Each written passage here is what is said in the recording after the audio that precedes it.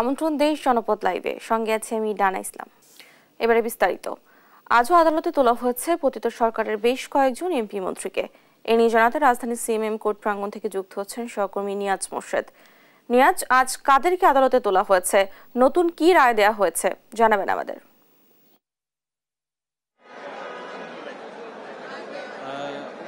যেমনটি বলছিলেন, আজকে আসলে ঠিক সকাল ৯টা নাগাদ আপনার নিম্ন আদালতে যা প্রায় ১৫ জন সাবেক সংসদ এবং মন্ত্রী এবং সেই সাথে আপনার পুলিশের যারা বড় বড় কর্মকর্তা রয়েছেন, এই ধরনের প্রায় ১৫ জনকে আসলে আজকে আদালতে তোলা হয়েছে এবং তাদেরকে রাজধানীর বিভিন্ন থানার কয়েকটি থানার হত্যা মামলায় তাদেরকে আজকে গ্রেপ্তার দেখানো হয়েছে। আপনাকে যদি একটু বলে রাখি যে আজকে কিন্তু প্রায় যাত্রাবাড়ি, বংশাল, আদাবর, কোতোয়ালি, শাহবাগ, লালবাগ থানার বিভিন্ন হত্যা মামলায় যেমন সাবেক আইজিপি ছিল চৌধুরী আব্দুল্লাহ মামুন এবং সাবেক সংসদ সদস্য সুলাইমান সেলিম এবং সাবেক আইসিটি প্রতিমন্ত্রী জোনায়েদ আহমেদ পলক, দীপুমণি এবং সাবেক আনিসুল হক, সালমান এফ রহমান, সাদেক খান, এবিএম ফজলে করিম, রাশেদ খান মেনন, হাসানুল্লাহ কিনু, মদিরুল ইসলাম এবং সাবেক চিফ হুইপ আসমা ফিরোজ, এদের সবাইকে কিন্তু আজকে আপনার কয়েকটি থানার মামলায় কিন্তু আজকে গ্রেপ্তার দেখানো হয়েছে এবং সেই সাথে সাথে পুলিশের পক্ষ থেকে রিমান্ডও চাওয়া হয়েছে এবং সেই রিমান্ড অনুযায়ী কিন্তু আসলে রিমান্ডটা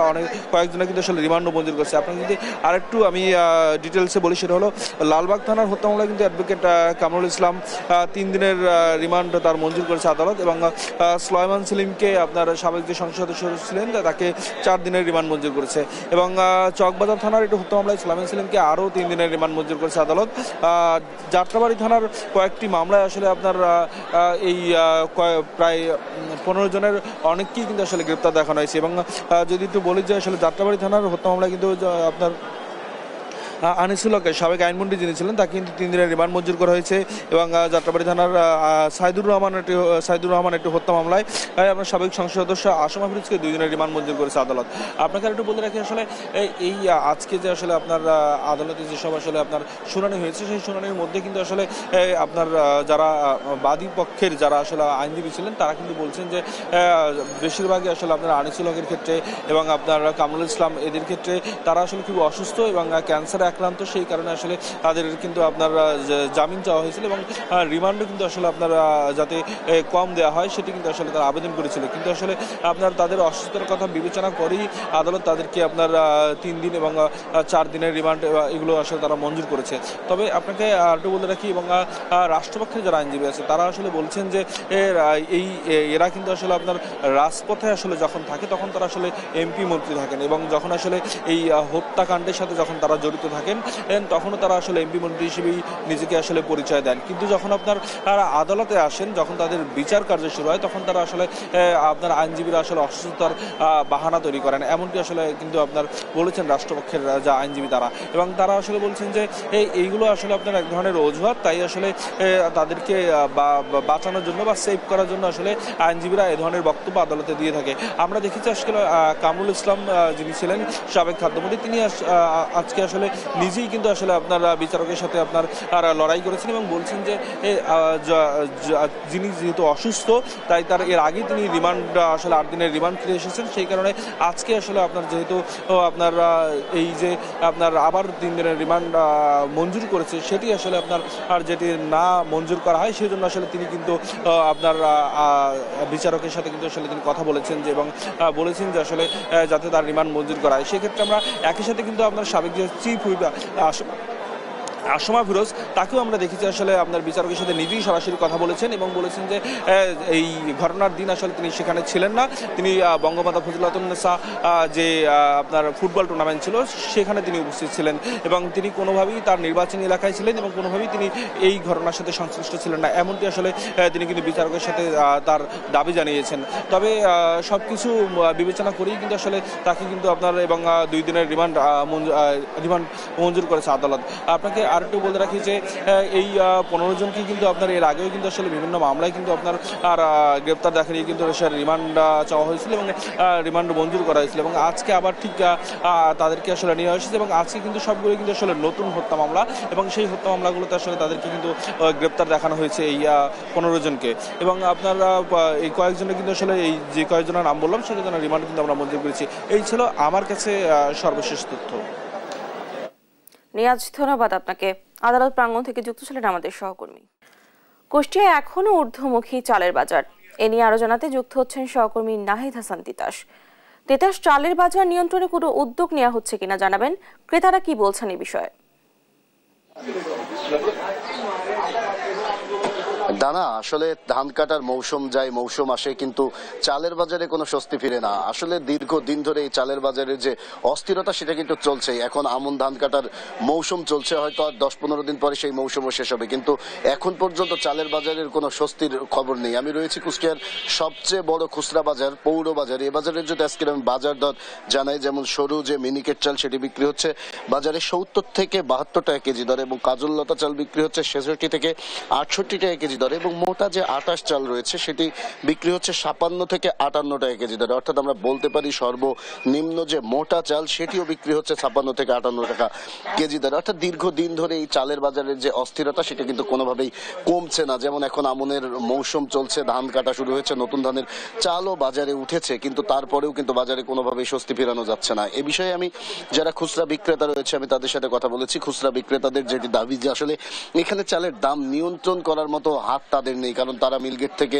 যেভাবে কিনে তার থেকে 2 টাকা বা 1 টাকা বেশি দামে কিনে, তাছাড়া তাদের এখানে করার কিছু নেই। তবে তারা একটি কথা বলছেন যে এই যে দীর্ঘদিন ধরে চালের বাজারের যে অস্থিরতা চলছে এবং দাম বৃদ্ধি হয়েছে, এর প্রভাব কিন্তু তাদের উপরে পড়েছে, কারণ তাদের বেচা কিনা কমে গেছে, তেমন তারা কিন্তু ক্রেতা পাচ্ছে না, তাই তারাও একটি সংকটের মধ্যেই রয়েছে। আর দীর্ঘদিন ধরে এই চালের বাজারের অস্থিরতার কারণে কিন্তু ভোক্তারা এক প্রকার ক্ষোভ প্রকাশ করছে। ভোক্তারা বলছেন যে আসলে এভাবে যদি ভরা মৌসুমেও চালের দাম না কমে তাহলে কিন্তু এই যে মৌসুম শেষ হতে আর মাত্র কিছুদিন আছে, হয়তো 10-15 দিন পরেই সব ধান উঠে যাবে এবং সেই নতুন ধান কিন্তু শেষ হয়ে যাবে। তারপরে কিন্তু আরেক দফা চালের দাম বাড়ার শঙ্কা দেখা দিচ্ছে। তাই তারা বলছে যদি এখনই চালের দাম নিয়ন্ত্রণে শক্ত পদক্ষেপ সরকার না নেয় তাহলে কিন্তু চালের বাজার কোনোভাবেই নিয়ন্ত্রণ হবে না, আরো বাড়তেই থাকবে। আর এদিকে আরেকটি বিষয় আমি জানিয়ে রাখতে চাই যে ডানা, যে আপনি জানেন যে সরকার চাল আমদানির উপরে শুল্ক ছাড় দিয়েছে। সেই শুল্ক ছাড়ের কিন্তু প্রায় 1 মাস পেরিয়ে গেছে, তারপরেও কিন্তু কোনো ধরনের কোনো প্রভাব বাজারে পড়েনি। তবে আমরা যে চাল আমদানি কিন্তু চালও কিন্তু বাজারে আমরা দেখিনি, তাই বাজারটি কমছে না। তাই খুচরা বিক্রেতারা বলছে যদি আমদানি চাল দ্রুত বাজারে ঢোকানো যায় তবেই কিন্তু দাম কমবে, তাছাড়া মৌসুম হলেও, ধান কাটার মৌসুম হলেও কিন্তু চালের দাম কমার কোনো সম্ভাবনা নেই। আর এ বিষয়ে আমি যারা বড় বড় কুষ্টিয়ার মিল মালিক রয়েছে আমি তাদের সাথে কথা বলেছি। বড় বড় মিল মালিকের কিন্তু বরাবরের মতো একই দাবি যে আসলে তাদের কিছু করার নেই, কারণ ধানের দাম বেশি, তার কারণে তাদের উৎপাদন খরচ বেশি পড়ে যাচ্ছে, যার কারণে তারা কোনোভাবেই দাম কমাচ্ছে না। কিন্তু এটি কিন্তু মিল মালিকদের দীর্ঘ দিনের অজুহাত। আমরা ধানের বাজারগুলো তো দেখেছি, আসলে মিল মালিকরা ধানের যে বাড়তি দাম বলছে সেই তুলনায় কিন্তু বাজারে চালের দাম বেশি। আসলে এই যে দীর্ঘদিন ধরে বা চালের বাজারের যে অস্থিরতা চলছে, এই অস্থিরতা কিন্তু কোনোভাবেই নিয়ন্ত্রণ করা যাচ্ছে না। সরকার আমদানি শুল্ক ছাড় দিয়েছে, বাজারে মনিটরিং ব্যবস্থা চালু করেছে, তারপরেও কিন্তু নিয়ন্ত্রণ করা যাচ্ছে না। তাই সাধারণ যারা ভোক্তা তাদের দাবি যে বড় বড় যে মিলগুলো রয়েছে সেই মিলগুলোয় যদি কঠোর মনিটরিং এর আওতায় না আনা যায় তবে কিন্তু কোনোভাবেই চালের দাম নিয়ন্ত্রণ করা যাবে না। আর এই বিষয়ে আমরা খাদ্য বিভাগের সাথে কথা বলেছিলাম। খাদ্য বিভাগের যারা রয়েছেন তারা কিন্তু বলছেন তারা নিয়মিত মিলগুলোতে যাচ্ছেন এবং তাদের দাম দর সম্পর্কে কিন্তু তারা যাচ্ছেন, যদি বাড়তি দামে কেউ চাল বিক্রি করে তাদের কিন্তু জরিমানার আওতায় আনছেন। তবে আমরা দীর্ঘদিন ধরে বাজারগুলোতে দেখেছি কিন্তু এই এত কিছুর পরেও কিন্তু কোনোভাবে চালের বাজার নিয়ন্ত্রণ করা যাচ্ছে না। তাই সাধারণ যারা মানুষ বা ক্রেতা রয়েছে তারা বলছে যে মিল মালিকদের এই সিন্ডিকেট যতদিন না পর্যন্ত নিয়ন্ত্রণ করা না যাবে ততদিন পর্যন্ত কিন্তু চালের দাম কোনোভাবেই কমবে না। আপনাকে একটু জানিয়ে রাখতে চাই জানা, বাংলাদেশের অন্যতম সরু চালের মোকাম কিন্তু কুষ্টিয়ার খাজানগর। এখানে প্রায় 400 থেকে 450 চাল কল রয়েছে। প্রতিদিন 600 টাকা চাল কিন্তু দেশের বিভিন্ন জেলায় চলে যায়। তাই কুষ্টিয়ার বাজারে চালের দাম যদি না কমে তাহলে দেশের চালের বাজারের যে অস্থিরতা চলছে সেটি কিন্তু কোনোভাবেই নিয়ন্ত্রণ করা যাবে না। এই ছিল কুষ্টিয়ার চালের বাজার থেকে আমার কাছে সর্বশেষ খবর।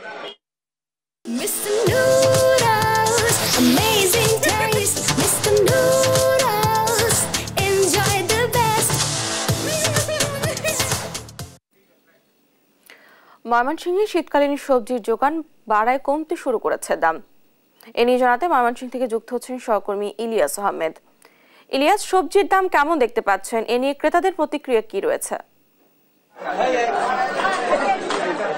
মৌসুমী সবজির সরবরাহ বেড়েছে ময়মনসিংহের বাজারগুলোতে, অর্থাৎ ইতিমধ্যেই সবজির সরবরাহ বাড়ায় কিন্তু দামও কিছুটা কমেছে। অর্থাৎ ক্রেতারা কিন্তু আগের যে ক্ষোভটা ছিল তারা কিন্তু বলছেন যে এইভাবে যদি সবজির দাম থাকে তাহলে তাদের যে আয় ব্যয়ের হিসাব সেটি কিন্তু তারা বাজারে এসে মেলাতে পারবেন, সেই বিষয়টি বলছিলেন। অর্থাৎ ক্রেতারা বলছেন যে গত বছর এই মৌসুমে সবজির যে দাম ছিল যদিও এবছর কিছুটা চড়া রয়েছে এবং বাজার মনিটরিং ব্যবস্থা যদি জোরদার করা হয় তাহলে সবজির দাম হয়তো আরো কিছুটা কমবে, সেই বিষয়টি বলছিলেন। এবং আমরা এই বিষয়টি নিয়ে যারা বিক্রেতা আছেন তাদের সঙ্গেও কথা বলেছিলাম, তারা বলছেন যে সবজির সরবরাহ আস্তে আস্তে বাড়ছে, যার কারণে বাজার কিন্তু অনেকটাই নিয়ন্ত্রণের মধ্যে আসছে। এবং আমি এখন রয়েছি ময়মনসিংহের সবচেয়ে বড় কাঁচা বাজার মেছোয়া বাজারে রয়েছে। এই বাজারে একটু আপনার মাধ্যমে দর্শকদের সবজির দাম জানাতে চাই। আজকের বাজারে শসা বিক্রি হচ্ছে 50 টাকা কেজি দরে এবং ফুলকপি প্রতি পিস বিক্রি হচ্ছে আকার বেঁধে 40 থেকে 60 টাকা করে, এবং এছাড়াও বেগুন বিক্রি হচ্ছে 60 থেকে 80 টাকা কেজি দরে, এবং সিম বিক্রি হচ্ছে বিভিন্ন ধরনের সিম কিন্তু বাজারে নতুন এসেছে এবং সেই সিম কিন্তু বিক্রি হচ্ছে 120 থেকে 140 টাকা কেজি দরে, এবং টমেটো বিক্রি হচ্ছে 120 থেকে 140 টাকা কেজি দরে। এছাড়াও কাঁচামরিচের দাম কিছুটা কমেছে, 80 থেকে 100 টাকা কেজি দরে কাঁচামরিচ বিক্রি হচ্ছে। বাঁধাকপি বিক্রি হচ্ছে 50 থেকে 60 টাকা প্রতি পিস বাঁধাকপি বিক্রি হচ্ছে। এছাড়াও পটল বিক্রি হচ্ছে 50 থেকে 60 টাকা কেজি দরে। নতুন আলুর দাম কিছুটা চড়া রয়েছে, অর্থাৎ আলু বিক্রি হচ্ছে 140 থেকে 160 টাকা কেজি দরে, এবং লাউ প্রতি পিস বিক্রি হচ্ছে 40 থেকে 60 টাকা করে প্রতি পিস বিক্রি হচ্ছে। এছাড়াও বিক্রেতারা বলছেন কিন্তু সবজির প্রচুর পরিমাণ সরবরাহ থাকায় দাম কিন্তু আস্তে আস্তে কমছে, অর্থাৎ আরো কয়েকদিন পরে হয়তো সবজির দাম আরো কিছুটা নিয়ন্ত্রণে আসবে, সেই বিষয়টি কিন্তু তারা বলছিলেন। এবং ভোক্তারা বলছেন যে সবজির বাজার যদি নিয়ন্ত্রণ করা হয় তাহলে সবজির দাম কিন্তু অনেকটাই নাগালের মধ্যে চলে আসবে। আমরা গত বছর এই সময়ে দেখেছিলাম সবজির দাম আরো অনেকটা কম ছিল, এবছর কিছুটা দাম বাড়তি, এবং আপনাদের প্রত্যাশাটা কি আসলে? জি, আসসালামু আলাইকুম, ধন্যবাদ আপনাকে। সত্যি কথা বলতে কি, এখন বাজারে যে চড়া দাম, সেই দামগুলো হয়তো নিয়ন্ত্রণে চলে আসবে কিছুদিন পর, যেহেতু এখনো নতুন সবজি সম্পূর্ণরূপে এখনো আসেনি বাজারে। হয়তো আসলে হয়তো এটা কিছুটা দাম শিথিল হবে। তারপরে আপনাদের মাধ্যমে জানাতে চাচ্ছি যে আসলে প্রতিদিন খেটে খাওয়া মানুষের জন্য খুবই কষ্টকর হয়ে যাচ্ছে। আমরা মধ্যবিত্ত পরিবারের আমরা হিমশিম খেয়ে যাচ্ছি। আপনাদের এই প্রচারটা যদি সবাই দেখেন, হয়তো আমার সাথে একমত পোষণ করবেন যে আমাদের সিন্ডিকেট যে আছে, বাজার কমিটির সিন্ডিকেট আছে, তারা যদি এটা উদ্যোগ নেয় হয়তো কিছুটা দামটা কমতে পারে, আমার মন বলছে। আশা করি আপনি যেমন আমাকে প্রচার করছেন এরকম সব জায়গাতে এই বাজার ছাড়াও কিন্তু আমাদের তৈতরকারি ছাড়াও মাছ, মাংস, ডিম, মুরগি এগুলো তুলে ধরার জন্য আপনার কাছে বিনীতভাবে অনুরোধ থাকবে। ধন্যবাদ আপনাকে। ক্রেতারা বলছিলেন যে আসলে বাজারে যে সিন্ডিকেট রয়েছে সেই সিন্ডিকেট যদি ভেঙে দেওয়া হয়, অর্থাৎ তার ভেঙে ফেলা হলে কিন্তু সবজির দাম যে এখনো চড়া রয়েছে সেটি কিন্তু আরো অনেকটাই কমে আসবে, সেই বিষয়টি বলছিলেন। এবং তারা বলছেন যে শুধু সবজিতে নয়, মাছ, মাংস এবং ডিমেও কিন্তু কিছুটা অস্বস্তি লক্ষ্য করা গেছে, এবং সেই বিষয়টিও যদি বাজার মনিটরিং ব্যবস্থা করা হয়, জোরদার করা হয়, তাহলে সেই বিষয়টিও কিন্তু নাগালের মধ্যে চলে আসবে, সেই বিষয়টি কিন্তু তারা বলছিলেন। আমরা যদি একজন বিক্রেতার সঙ্গে একটু কথা বলতে চাই, আজকে তো অনেক লাউ নিয়ে আসছেন, লাউ কত করে পিস বিক্রি করেন? লাউয়ের দাম এখন কমে গেছে, আগের থেকে পিসেতে 20 টাকা কমে গেছে, 10 টাকা কমে গেছে। মানে আগে আছেন 50 টাকা 60 টাকা, এখন প্রস্তাবই হচ্ছে 30 টাকা 40 টাকা। আগের থেকে 20 টাকা পিসেতে 10 টাকা পিসেতে কমে গেছে লাউ প্রতিতে। দাম কমার কারণ কি? আমদানিটা বেশি, মানে উৎপাদন হইতেছে বেশি, এই কারণে কমতেছে। বিক্রেতারা বলছিলেন যে সবজির উৎপাদন এখন কিন্তু প্রচুর পরিমাণে হচ্ছে, যার কারণে প্রতিটি সবজির দামই কিন্তু কমে আসছে, এবং সামনে দিনগুলোতে আরো সবজির দাম কমবে, সেই বিষয়টি কিন্তু তারা বলছিলেন। আর ভোক্তারা বলছেন যে মনিটরিং ব্যবস্থা যদি জোরদার করা হয় তাহলে সবজি সহ অন্যান্য নিত্য প্রয়োজনীয় বাজার কিন্তু নিয়ন্ত্রণের মধ্যে চলে আসবে, এবং এই বিষয়টি নিয়ে যারা মনিটরিং ব্যবস্থা জোরদার করে থাকেন তাদের সঙ্গেও আমরা কথা বলেছিলাম। তারা বলছেন যে বাজার নিয়ন্ত্রণে রাখার লক্ষ্যে তাদের যে প্রচেষ্টা সেটি কিন্তু তারা চালিয়ে যাচ্ছেন। এই ছিল আমার কাছে ময়মনসিংহের সবজির বাজার থেকে সর্বশেষ। ধন্যবাদ আপনাকে। ময়মনসিংহ থেকে বাজার দরের খবর জানাচ্ছিলেন আমাদের সহকর্মী। পঞ্চগড় ও নোয়াখালীতে সবজির দাম কমলেও চড়া মাছ মাংসের দাম। এ নিয়ে জানাতে পঞ্চগড় ও নোয়াখালী থেকে সরাসরি যুক্ত হচ্ছেন সহকর্মী রাশেদুজ্জামান বাবু ও মাওলা সুজন। প্রথমে যাচ্ছি পঞ্চগড়ে। বাবু, মাছ মাংসের বাজার কেমন দেখছেন? সবজির দাম কমায় জনমনের স্বস্তি ফিরছে কি, জানাবেন আমাদের। ধন্যবাদ আপনাকে। মাছ কিংবা মাংস, তেল কিংবা আলু, এমন কিছু জিনিস নেই যেটার দাম আসলে সহনীয় পর্যায়ে রয়েছে। আমরা পঞ্চগড়ের বিভিন্ন হাট বাজারে ঘুরে দেখেছি, আসলে প্রত্যেকটি জিনিসের দাম কিন্তু সাধারণ ক্রেতাদের একেবারে নাগালের বাইরে। আপনি যদি সকালে আমি খোঁজ দিয়েছি, পেঁয়াজের কেজি 120 টাকা, চালের কেজি যেটা আসলে সকলেরই লাগে সেই চালের কেজিও কিন্তু 75 থেকে 80 টাকা, এমনি করে কিন্তু তেলের কেজি 185 টাকা লিটার। সব ক্ষেত্রে অর্থাৎ ডিমের বাজার এবং শাকসবজির বাজার কিছুটা সহনীয় থাকলেও কিন্তু আমরা দেখেছি যে মাছ মাংস থেকে ডিম থেকে শুরু করে সব জিনিসের দাম কিন্তু ঊর্ধ্বগতি, অর্থাৎ বাজারে কিন্তু ক্রেতা এবং বিক্রেতাদের মধ্যে কিন্তু বাক বিতণ্ডা আমরা লক্ষ্য করেছি।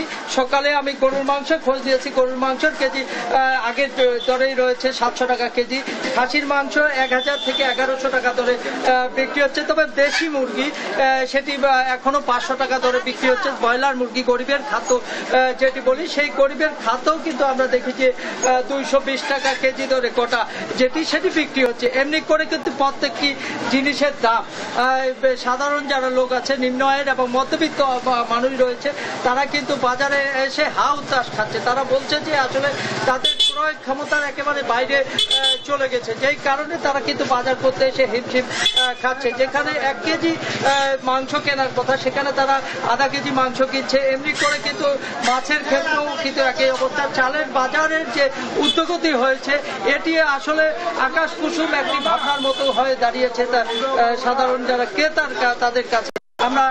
আমরা কথা বলেছি কে এখানকার ক্রেতারা বলছে যে আসলে এইখানে যে জিনিসপত্রের দাম আসলে বর্তমান যে অন্তর্বর্তীকালীন যে সরকার রয়েছে সেই সরকার আসলে পূর্বেই ঘোষণা দিয়েছিল বাজার সহনীয় পর্যায়ে রাখবে, সাধারণ ক্রেতাদের একেবারে নাগালের মধ্যে রাখবে, কিন্তু আসলে এটি একেবারে গুড়ে বালি, বাজার কোনো নিয়ন্ত্রণ নেই। কাল ভদ্রে আসলে ভোক্তা অধিকারে কাউকে দেখা মিলছে না। প্রশাসনের 2-1 দিন অভিযান চললেও পরের দিনে আসলে কিন্তু বাজার আবার দ্বিগুণ হয় যায়, এরকমই একটি অবস্থা দাঁড়া হয়েছে, যেই কারণে ক্রেতারা কিন্তু বাজারে এসে ক্ষোভ ঝাড়ছেন যে আজকে এই যে নতুন সরকার আসলো, অন্তর্বর্তী সরকার আসলো, এই অন্তর্বর্তী সরকার এসে তাহলে লাভটা কি হলো, এরকম কথা বলছে। এই ছিল আমার পঞ্চগড় থেকে আমার কাছে সর্বশেষ সংবাদ। আমি চলে যাচ্ছি নোয়াখালীতে, সেখানকার বাজার পরিস্থিতি জানাতে আমার সাথে যুক্ত রয়েছেন সুজন। আপনার নোয়াখালীতে বাজার পরিস্থিতি কিরকম জানান? বাবু, আপনি পঞ্চগড়ের বাজার পরিস্থিতির কথা বলছেন, তো একই অবস্থা নোয়াখালীতে বিরাজ করছে। আসলে দিন যতই যাচ্ছে নোয়াখালীতে নিত্য পণ্যের দাম ততই বাড়ছে বলে অভিযোগ করেছেন সাধারণ ক্রেতা যারা আছেন। তো আজকে সকাল থেকে নোয়াখালীর বাজার ঘুরে যে চিত্র আমি দেখতে পেয়েছি এখানে, যে আজকে সকালে নোয়াখালী যে পৌর বাজার, নোয়াখালী জেলা শহর একমাত্র খুচরো বাজার, নোয়াখালীর যে শহরবাসী তাদের একমাত্র বর্ষাস্থলী নোয়াখালী পৌর বাজার। তো এখানে আজকে সকাল থেকে পেঁয়াজ বিক্রি হচ্ছে যে 100 থেকে 110 টাকা, অপরদিকে রসুন বিক্রি হচ্ছে 210 থেকে 220 টাকা কেজি ধরে। তো প্রকারভেদে এটি আসলে কোনো দোকানে 5 থেকে 10 টাকা আরো বেশি করে রাখা হচ্ছে। অপরদিকে যদি চাউলের বাজার যদি বলি যে কিছুটা অস্থিতিশীল রয়েছে চাউলের বাজার, প্রতি কেজি চাউলের দাম বিভিন্ন যে জাতের চাউল রয়েছে সেসব চাউলের দাম 3 টাকা 5 টাকা, কোনো 5 থেকে 60 টাকা কেজিতে বেড়েছে বলে জানিয়েছেন যারা ক্রেতা রয়েছেন তারা। অপরদিকে যদি মশলার বাজার বলি তাহলে হচ্ছে যে মরিচের বাজার এবং হলুদের বাজারে কিন্তু অস্থিরতা বিরাজ করছে। যে আমি সকাল থেকে যেটি দেখতে পেয়েছি, শুকনা যে মরিচ রয়েছে লাল মরিচ নামে যে পরিচিত, এটি 220 থেকে 250 টাকা কেজি ধরে বিক্রি হচ্ছে। যে হলুদের দাম আর একটু বেশি দাম, অর্থাৎ 300 থেকে 320 টাকা কেজি ধরে বিক্রি হচ্ছে গোটা হলুদ যেটি রয়েছে বাজারে। অপরদিকে যদি মুদি পণ্যের যদি কিছু নিত্য প্রয়োজনীয় পণ্যের কথা বলি, যে সাধারণ পণ্য সেটি হচ্ছে যে কাপড় কাচা সাবান, গায়ের সাবান, অথবা যে চিনি রয়েছে, অথবা ডাল রয়েছে, সয়াবিন তেল রয়েছে, সেগুলোর দামও কিছুটা দিন দিন বাড়ছে বলে জানিয়েছেন ক্রেতারা। তো আপনাকে একটি উদাহরণ হিসেবে বলতে পারি যে বোতলজাত সয়াবিন তেলের চাইতে কিন্তু খুচরা সয়াবিন যেটি রয়েছে সেটির দাম বেশি বিক্রি হচ্ছে, 190 টাকা কেজি ধরে বিক্রি হচ্ছে। কিন্তু অপরদিকে যে বোতলজাত সয়াবিন রয়েছে সেটি বিক্রি হচ্ছে 165 থেকে 160 টাকা কেজি ধরে। অপরদিকে যদি নোয়াখালীতে যে সবজির বাজারও কিছুটা ঊর্ধ্বমুখী রয়েছে, একই সাথে মাছের বাজারও কিছুটা ঊর্ধ্বমুখী রয়েছে। অপরদিকে গরুর মাংসের বাজার অস্থিতিশীল রয়েছে। মুরগি যে ব্রয়লার মুরগি বিক্রি হচ্ছে 180 থেকে 200 টাকা, লেয়ার মুরগি বিক্রি হচ্ছে 300, 320 থেকে 300 টাকা। এই হচ্ছে নোয়াখালী থেকে আমার কাছে সর্বশেষ ডানা। ধন্যবাদ আপনাদেরকে। পঞ্চগড় ও নোয়াখালী থেকে বাজার দরের খবর জানাচ্ছিলেন আমাদের সহকর্মীরা। সোনা মসজিদ স্থলবন্দর দিয়ে ভারত থেকে আলু ও পেঁয়াজ আমদানি বন্ধ হয়েছে। এ নিয়ে জানাতে চাঁপাইনবাবগঞ্জ থেকে সরাসরি যুক্ত হচ্ছেন সহকর্মী তারেক রহমান। তারেক, কবে নাগাদ আবার কার্যক্রম চালু হতে পারে?